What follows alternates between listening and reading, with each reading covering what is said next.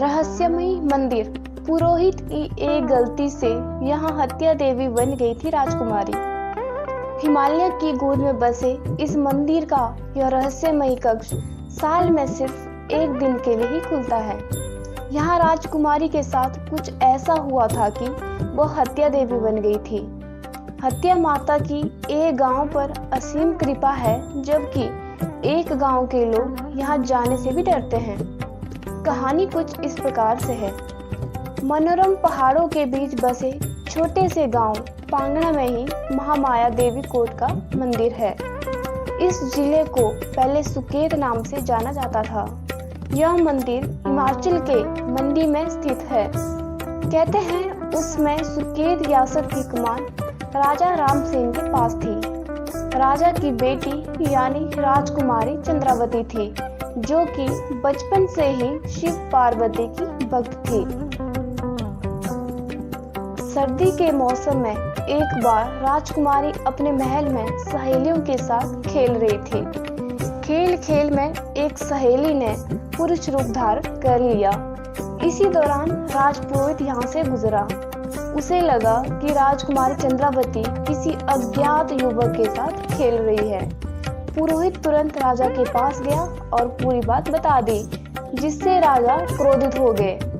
लोक लाज से चिंतित राजा ने फौरन चंद्रावती को शीतकालीन राजधानी पांगणा भेज दिया। चंद्रावती ने अपना अपमान समझा और खुद को पवित्र साबित करने के लिए खौफनाक कदम उठा लिया।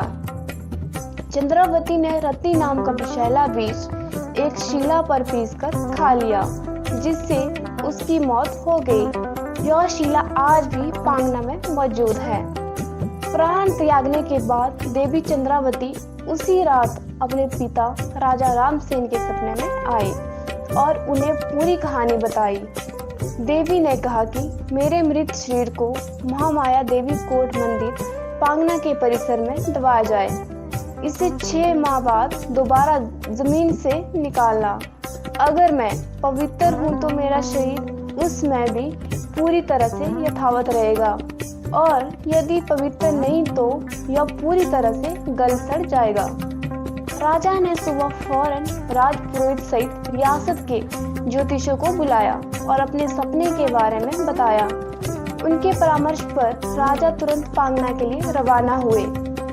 यहाँ पहुँचने पर उन्हें पता चला कि चंद्रावती ने आत्महत्या कर ली। इसके बाद राजा ने चंद्रावती के कहे अनुसार उनके शरीर को महामाया देव मंदिर के परिसर में ही दबा दिया। ठीक 6 महीने बीतने के बाद जब जमीन खोदी गई तो राजकुमारी का शरीर पूरी तरह से सुरक्षित निकला। इससे सिद्ध हो गया कि चंद्रावती पवित्र थी और पुरोहित की बात गलत निकली।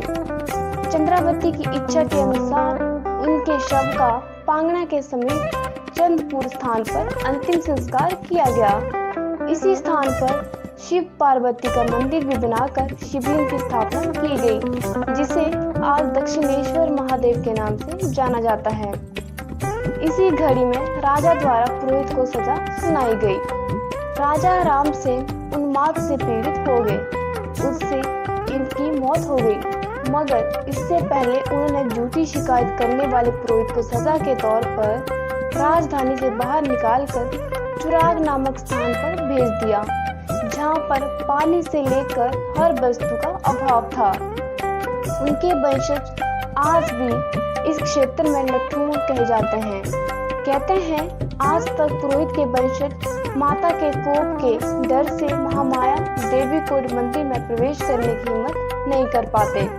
उन्हें डर है कि कहीं देवी चंद्रावती उनके पूर्वजों द्वारा किए कृत्य की सजा उन्हें ना दे दे। उसी समय से आज तक दशकों से महामाया देवी कोट मंदिर पांगणा के कलात्मक 6 मंजिला भवन के भूतल भाग में वाम कक्ष यानी बाईं तरफ बने मंदिर में देवी चंद्रावती की हत्या देवी के रूप में पूजा की जाती है।